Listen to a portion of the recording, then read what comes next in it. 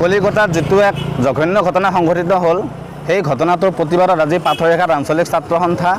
আৰু এই আঞ্চলিক ৰাইজ ওলাই আহিছে আৰু এই প্ৰতিবাদস্থলীৰ পৰা আমি এটাই কথা স্পষ্টভাৱে ভাৰত চৰকাৰলৈ আৰু ভাৰত চৰকাৰৰ গৃহ বিভাগলৈ আমি অনুৰোধ জনাইছোঁ যাতে তেওঁলোকে গৃহ বিভাগটো সষ্টম কৰি ৰাখে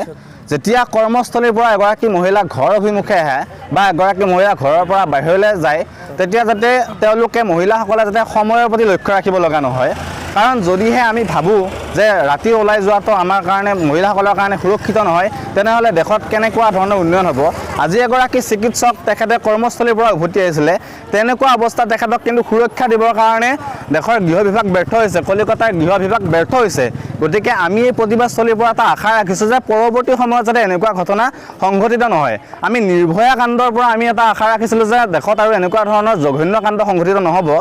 কিন্তু তাৰ ব্যৰ্থতাৰ কাৰণে নাজানো পুনৰ এনেকুৱা এটা ঘটনাই কিন্তু আমাৰ দেশৰ যিসকল মহিলা দেশৰ যিসকল সচেতন নাগৰিক এই নাগৰিকসকলক কিন্তু শংকিত কৰি তুলিছে গতিকে আমি ইয়াৰ পৰা আজি এই ঘটনাটোৰ লগত জড়িত যিসমূহ দোষী আছে এই দোষীসমূহে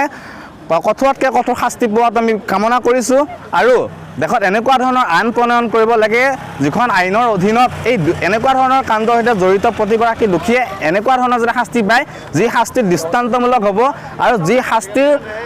যি শাস্তিৰ পৰিণামত যিসকলৰ মনত এনেকুৱা ধৰণৰ জঘন্য মানসিকতাৰ জন্ম হয় তেওঁলোকে যাতে পুনৰাই এনেকুৱা কাম কৰাৰ কাৰণে চিন্তা কৰিব নোৱাৰে আৰু আমাৰ সমাজ ব্যৱস্থাত বা শিক্ষা ব্যৱস্থাটোত এনেকুৱা কিছুমান কণ্টেণ্ট আমি তাত সংযোজন কৰিব লাগে যাতে আমাৰ সাধাৰণতে আমাৰ যিসমূহ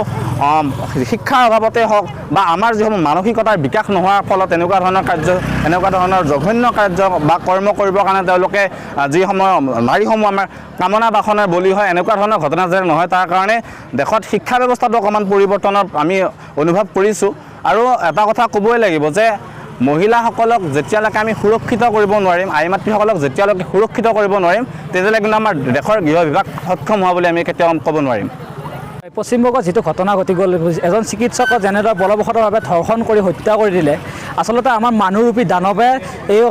অৱস্থা কৰিছে যাতে আমি জীৱতকৈ আমি জন্তুতকৈ অধম হৈ গৈছোঁ বৰ্তমান এইটো দাবী এটা আৰু কেতিয়াও এনেকুৱা ঘটনা নঘটে য'ত চিকিৎসকে চিকিৎসা কৰিব নোৱাৰে সেই সময়ত আমাৰ সমাজখনৰ বাকীখিনি মানুহ কেনেদৰে থাকিব গতিকে এই অনুষ্ঠান